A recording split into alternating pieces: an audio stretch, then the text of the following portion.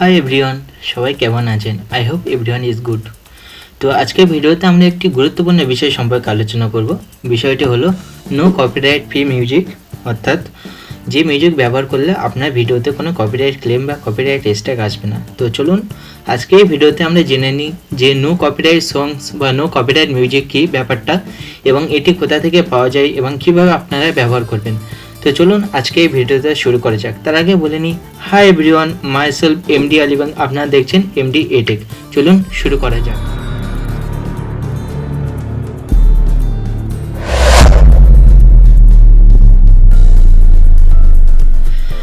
তো সবার ফার্স্ট আমরা দেখে নিই যে বা বুঝে নিই যে নো কপিরাইট ফ্রি বা নন কপিরাইট ফ্রি মিউজিক বা সংসটা ব্যাপারটা কি।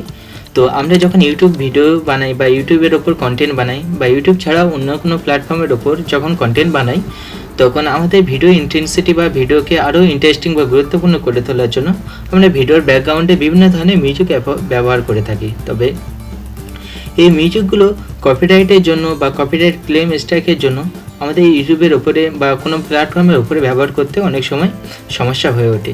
তবে এই সমস্যা আর হবে না। আপনারা যদি এই ভিডিওটা দেখে নেন, আপনারা একটু ভিডিওটা লম্বা হতে পারে, তবে এই ভিডিওতে আমি ডিটেলসভাবে আপনাদেরকে বোঝাবো এবং ডাউনলোড করে আপনাদেরকে শোনাবো এবং ব্যবহার করে দেখাবো যে আপনারা কীভাবে ভিডিওতে ব্যবহার করতে পারবেন।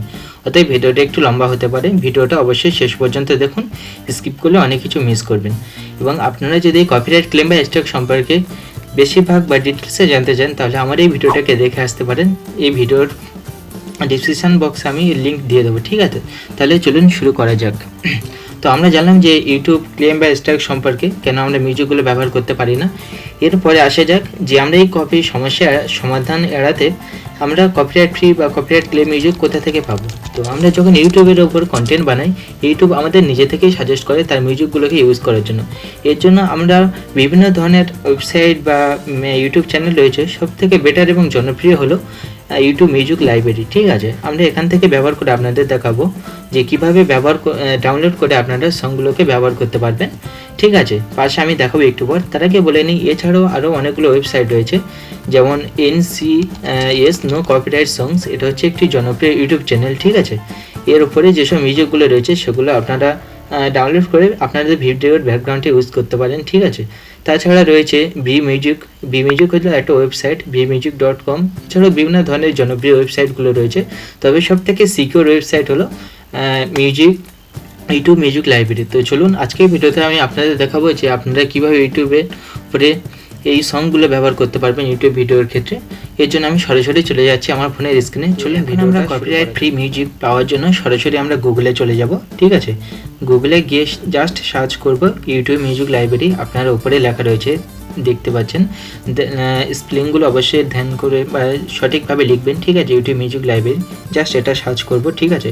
সার্চ করার পরে সবার ফার্স্টে যে ওয়েবসাইটটা এসছে www.youtube.com, ঠিক আছে? এটা হচ্ছে ইউটিউবের ওই মিউজিকের ওয়েবসাইট, অফিসিয়াল ওয়েবসাইট, ঠিক আছে? এখানে আমরা জাস্ট টাচ করবো এবং আমরা ওই সংগুলো সম্পর্কে জেনে নেব বা সংগুলো এখানে আসবে।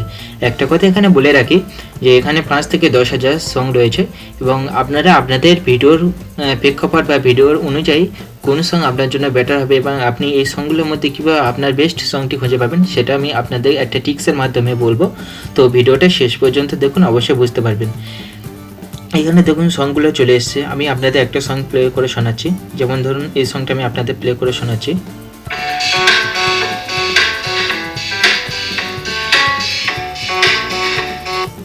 এটাও শুনুন, এটাও শোনাচ্ছি, ঠিক আছে?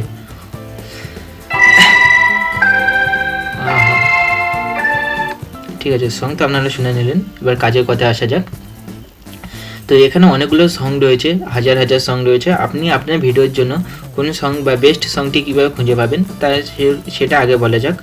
তো এই ভিডিওর উপরে গেলে আপনারা দেখতে পাবেন যে এখানে একটা 3 ডটের মধ্যে চিহ্ন রয়েছে এবং তার পাশে লেখা রয়েছে সার্চ অর ফিল্টার লাইব্রেরি, ঠিক আছে?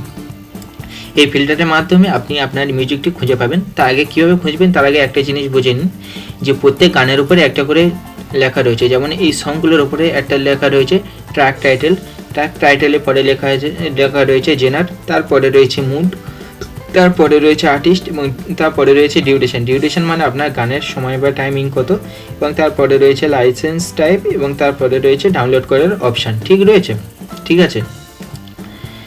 এবার ধরুন আপনি এখান থেকে এটা আমি কাট করে দিচ্ছি, এটা আমি আগে ফিল্টার করেছিলাম।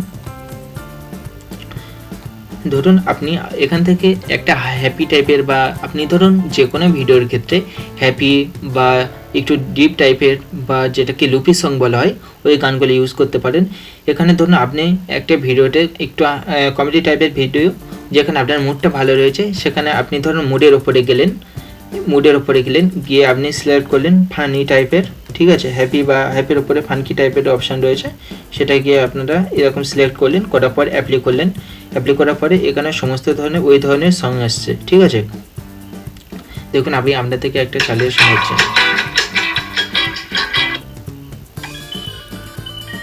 দেখুন।